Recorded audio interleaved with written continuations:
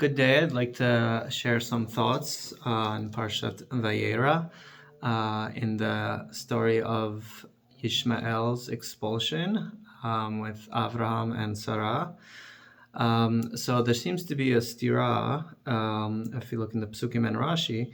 So what is going on here? So Sarah saw that Ishmael was mitzachek, so she wanted him expelled. And Rashi tells us, mitzachek, lashon avodat kachavim, lashon gilu arayot, lashon shvichut damim. So those are three cardinal sins. So if Yishmael was doing the three cardinal sins, or anything near that, we would expect Avram to agree that Yishmael should be expelled.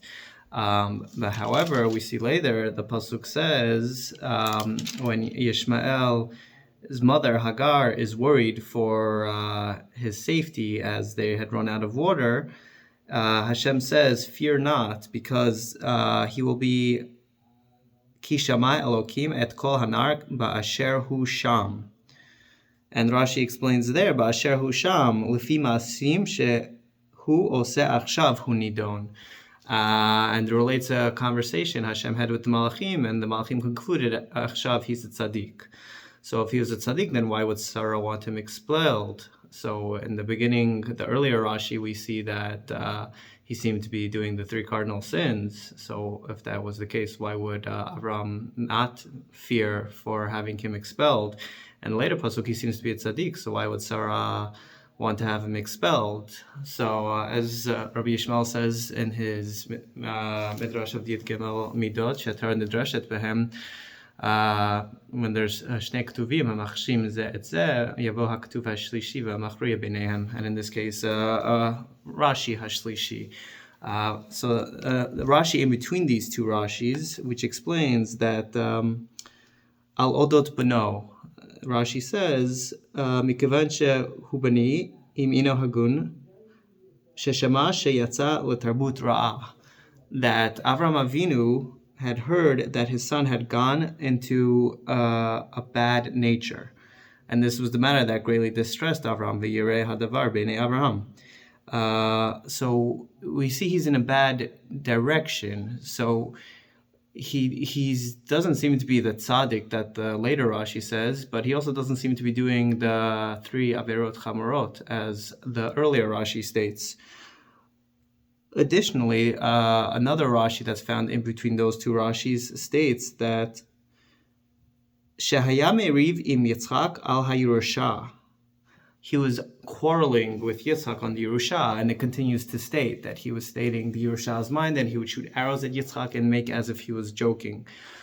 So I would suggest that he was in a path of bad influence, a path of the three averot chamorot, as alluded to earlier, but still on the level to be called a tzaddik, as Rashi says based on the Midrash later. So he was in this middle path, and on this middle path, Avram felt that he should still remain. That's why he was greatly distressed at Sarah's command that he be expelled, whereas Sarah felt that he should be expelled. Now, what's interesting is Avram and Sarah, we presume, are the greatest mechanchim. They started the Jewish people. Hashem was able to give them the mission to spread his word to humanity after Adam and Noach were unable to fulfill.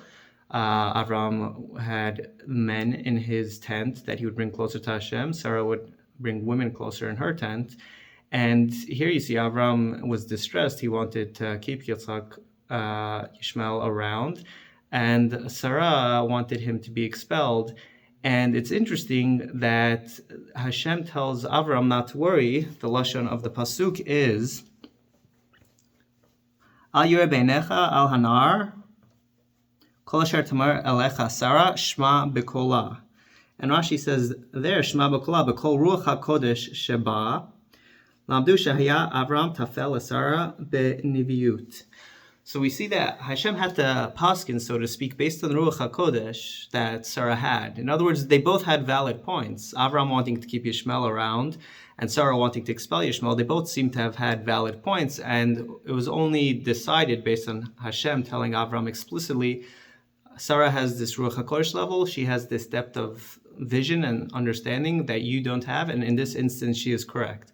The fact that both of these opinions both had some basis to it, I think fits in very well with, as the Rambam says in the Shmona Prakim, his introduction to his commentary on the Mishnei Avot, where he says that the ideal character for a man is the midah mumetzetet and the derech ha'emtza'i, the middle path, not to be too extreme on one way or another way. And he quotes the pasuk in Tehillim of David HaMelech, Torah Hashem Timima Meshivas Nafesh, that the Torah of Hashem is straightforward. It guides us in a middle path. So both Sarah and Avram had levels of truth to what they had, how they wanted to handle the situation, whether to expel Yishmael or keep him. And Avram had to hear from Hashem himself that Sarah had the deeper insight in this instance.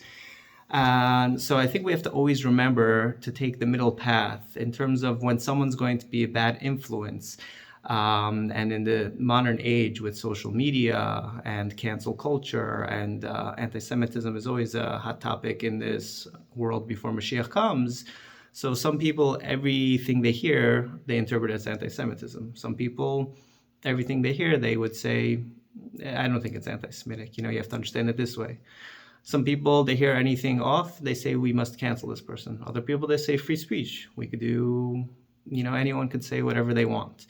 And social media, Facebook or WhatsApp groups, people make comments that are, some people say anyone could say whatever they want. Other people say, oh, he disagreed with me, we have to kick him out of the group. We have to have standards.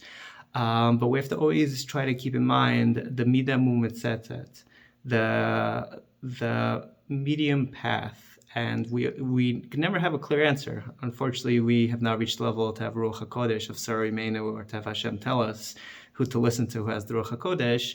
But we have to always balance in every situation the pros and the cons, and can't just assume that any specific path is the correct one. Sometimes it is correct to expel a student if they're a bad influence on others. Often we have to try to see how we can influence them. So this is a lesson I took out of this story with Yishmael. Shabbat Shalom.